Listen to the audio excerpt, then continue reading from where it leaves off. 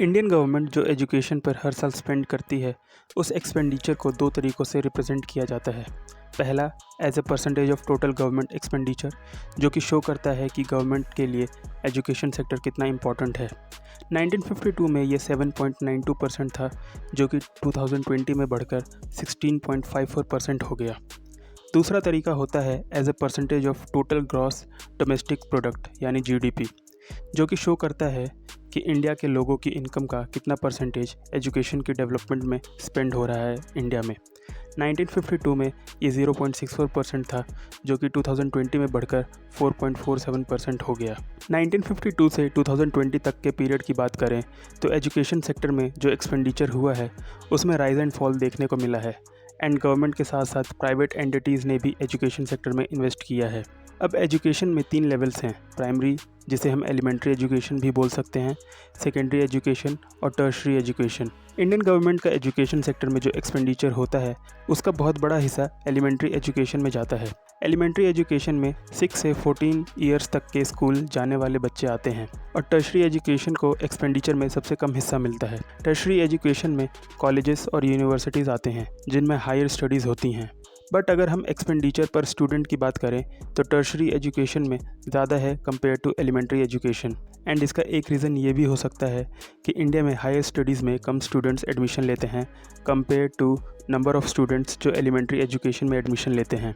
India में government का M है स्कूल एजुकेशन बढ़ाना, बट उसके लिए इंडिया में बहुत से ऐसे टीचर्स चाहिए जिन्होंने खुद कॉलेजेस और यूनिवर्सिटीज़ में हायर स्टडीज़ की हों, एंड इन रीजंस की वजह से इंडियन गवर्नमेंट को एजुकेशन सेक्टर में एक्सपेंडिचर इंक्रीज़ करना होगा। अगर हम 2020-21 की बात करें तो सिक्किम में एलिमेंट्री एजुकेशन में पर कैपिटा पब्लिक एक्सपेंडिचर 96,968 था, तो बिहार में वही 10,710 रुपीज़ था। इंडिया में स्टेट वाइज भी एक्सपेंडिचर डिफरेंट होता है।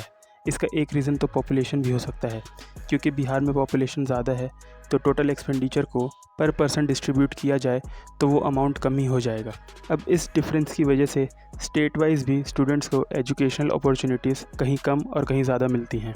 1964-66 में एजुकेशन कमीशन ने रिकमेंड किया था कि एटलीस्ट GDP का 6% एजुकेशन सेक्टर पर स्पेंड करना चाहिए इंडियन गवर्नमेंट को, ताकि लिटरेसी रेट में ग्रोथ हो। बट करंट लेवल देखें तो GDP का 4.47% ही स्पेंड हो रहा है एजुकेशन पे, जो कि अपर्याप्त है। GDP का 6% एजुकेशन सेक्टर में स्पेंड करना तो ज़रूरी है आने वाले सालों में इंडिया में।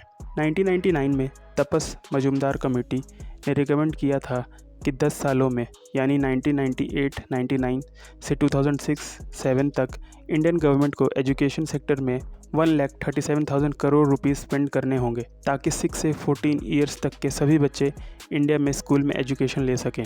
2009 में इंडियन गवर्नमेंट ने right of children to free and compulsory education act बनाया, जिसके बाद 6 से 14 ईयर्स तक के बच्चों को फ्री एजुकेशन मिलना एक फंडामेंटल राइट बन गया था। इंडियन गवर्नमेंट ने 2% एजुकेशन सेस भी लगाना स्टार्ट कर दिया सभी यूनियन टैक्सेस पे, जिसके रेवेन्यू को एलिमेंट्री एजुकेशन पर स्पेंड किया जाता है।